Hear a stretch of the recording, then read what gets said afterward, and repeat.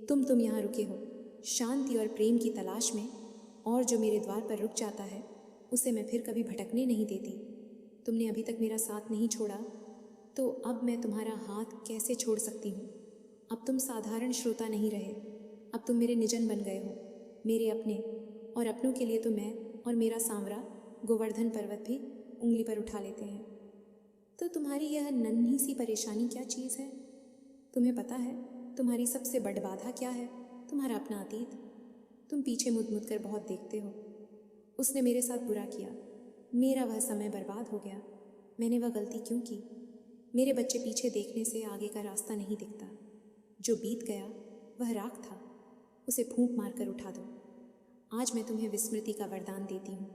उन सब कड़वी यादों को भूल जाओ जिन्होंने तुम्हारे हृदय को छलनी किया है। जब मैं तुम्हें अपने हृदय से लगा रही हूँ तो तुम उन पुरानी खरोचों को क्यों कुरेद रहे हो? देखो, मेरी ओर देखो। मेरी आंखों में तुम्हारे लिए केवल स्वीकृति है। तुम जैसे भी हो, टूटे हुए, बिखरे हुए, मैले या उजले, तुम मेरे हो। और जो मेरा हो गया वह पवित्र हो गया। इस संसार को माया कहा गया है। यहाँ जो दिखता है वह होता नहीं, और जो होता है वह दिखता नहीं। यहाँ लोग मुखौटे पहनकर मिलते हैं। वे तुम्हारे मुंह पर मीठा बोलेंगे और पीठ पीछे वार करेंगे। इस छल कपट से तुम घबराओ मत। ये तो कलयुग का स्वभाव है। कमल की जच में ही खिलता है, लेकिन किसकी एक बूंद भी उस पर टिक नहीं पाती। तुम्हें भी ऐसा ही बनना है। संसार में रहो, अपने कर्तव्य पूरे करो, लेकिन संसार को अपने भीतर मत आने दो। संगीत, तुम्हारे भीतर केवल मेरा और कृष्ण का आसन होना चाहिए। जब तुम अंदर से हमसे जुड़ जाओगे तो बाहर का अपमान, बाहर की हानि तुम्हें विचलित नहीं कर पाएगी। आज एक और रहस्य की बात सुनो। तुम अक्सर चमत्कार की प्रतीक्षा करते हो। तुम सोचते हो कि आकाश से कोई बिजली खड़े ढकेगी और सब ठीक हो जाएगा। लेकिन मेरा चमत्कार शोर नहीं करता। मेरा चमत्कार शांति से आता है। क्या तुमने कभी बीज को अंकुरित होते देखा है? क्या उसमें से आवाज़ आती है? नहीं ना, लेकिन वह कठोर धरती को चीर कर बाहर आ जाता है। वैसे ही तुम्हारे जीवन में मेरा आशीर्वाद काम कर रहा है। चुपचाप अदृश्य रूप से तुम्हें शायद आज ना दिखे, लेकिन कुछ समय बाद जब तुम पीछे मुद्दा कर देखोगे तो पाओगे कि कैसे मैंने तुम्हें हर उस कांटे से बचाया जिस पर तुम पैर रखने वाले थे। तुम्हारी वह मनोकामना, हाँ वही, जो तुम्हारे दिल के कोने में एक दीपक की तरह टिमटिमा रही है, उसे मैंने सुन लिया है। लेकिन क्या तुम जानते हो कि उसे पूरा करने के लिए मुझे तुम्हारे आसपास की परिस्थितियों को बदलना पर DDH रहा है। कभी कभी किसी बड़े निर्माण के लिए पुरानी इमारत को गिराना पर DDHता है। यदि आज तुम्हारे जीवन में उथल पुथल मची है, यदि लोग तुमसे दूर हो रहे हैं या बनते काम बिगड़े रहे हैं, तो शोक मत करना। समझ लेना कि मैं तुम्हारे लिए नई ज़मीन तैयार कर रही हूँ। मैं तुम्हारे जीवन से उन खरपतवारों को उखाड़ रही हूँ जो तुम्हारी खुशियों के पौधे को बढ़ने नहीं दे रहे। इस सफाई प्रक्रिया पर भरोसा रखो। दर्द होगा, लेकिन यह दर्द प्रसव पीड़िता जैसा है जिसके बाद केवल आनंद का जन्म होता है। इस वीडियो को, इस संदेश को तुम तक पहुंचाने का मेरा एक विशेष प्रयोजन है। मैं चाहती हूँ कि संगीत तुम निमित्त बनो। बांसुरी की अपनी कोई धुन नहीं होती, वह तो खोखली होती है। जब गोविंद उसमें फूंक भरते हैं तभी संगीत पैदा होता है। तुम्हें भी उस बांसुरी की तरह खाली होना होगा। अहंकार से खाली, इच्छाओं से खाली, शिकायतों से खाली। जैसे ही तुम मैं और मेरा छोड़े दोगे, वैसे ही मैं तुम्हारे माध्यम से कार्य करना शुरू कर दूंगी। फिर तुम जो बोलोगे वह सत्य हो जाएगा। तुम जहाँ जाओगे वहाँ कार्य सिद्ध होने लगेंगे।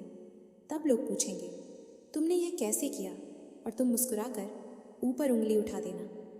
आज तुम्हें एक सेवा सौंप रही हूँ। यह सेवा धन की नहीं, भाव की है। तुम्हारे आसपास या संगीत, शायद इसी वीडियो के कमेंट बॉक्स में कई ऐसे लोग हैं जो तुमसे भी अधिक दुखी हैं। कोई अपनी संतान के लिए रो रहा है, कोई अपने प्रेम के लिए तट डप रहा है।